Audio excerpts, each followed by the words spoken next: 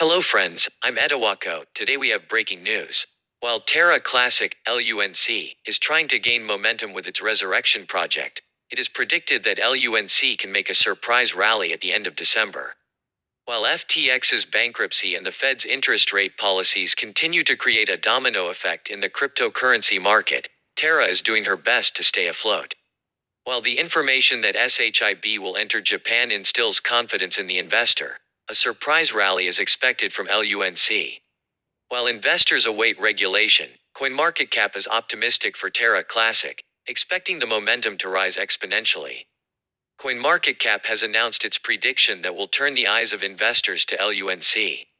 The year-end estimate for LUNC in the poll, in which 1,356 respondents voted, was announced as $0.000258. Considering the estimate that LUNC is trading at $0.000157, an increase of 64% is expected in this case. LUNC is the 42nd largest cryptocurrency. While the markets were shaking, LUNC had made its investors happy before and caught surprise rallies. Yes, friends, this is our news today. What are your thoughts? Please do not forget to indicate your opinion in the comment section.